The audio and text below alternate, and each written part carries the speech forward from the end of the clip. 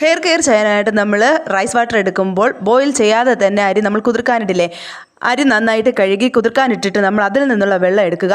ഒരു 6-7 മണിക്കൂറെങ്കിലും ഇത് കുതിരാൻ വേണ്ടിയിട്ട് നമ്മൾ ഇടേണ്ടതാണേ.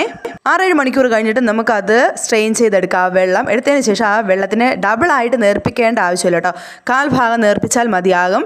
എന്ന് വെച്ചാൽ 1 ഗ്ലാസ്സാണ് നമ്മൾ ഈ റൈസ് വാട്ടർ എടുക്കുന്നതെങ്കിൽ നമ്മൾ അതിൽ ഒരു 1/4 ഗ്ലാസ് വെള്ളവും കൂടെ ചേർത്ത് നമ്മൾ അതിനെ ലയിപ്പിക്കണം കേട്ടോ. അതിനുശേഷം നമുക്ക് സ്കാൽപ്പിൽ അപ്ലൈ ചെയ്ത് കൊടുത്താൽ മതിയാകും. ഇതൊരു എക്സലൻ്റ് ആയിട്ടുള്ള ഒരു മെത്തേഡാണ്.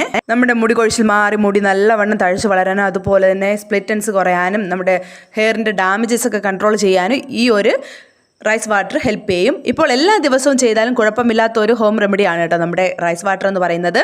അപ്പോൾ ഇപ്പം പറഞ്ഞത് ഞാൻ രണ്ടാമത്തെ രീതിയാണ്. ആദ്യത്തെ രീതി ഞാൻ കഴിഞ്ഞ ഷോർട്സിൽ പറഞ്ഞിട്ടുണ്ടായിരുന്നു. അടുത്ത നമ്മുടെ മെത്തേഡ് എന്ന് പറയുന്നത് നമ്മുടെ കഞ്ഞിവെള്ളം പുളിപ്പിച്ചിട്ടുള്ളതാണ്. അത് അടുത്ത ഷോർട്സിൽ പറയുന്നതായിരിക്കും. അപ്പോൾ മസ്റ്റായിട്ട് സബ്സ്ക്രൈബ് ചെയ്യാൻ വേണ്ടിയിട്ട് മറക്കരുതേ.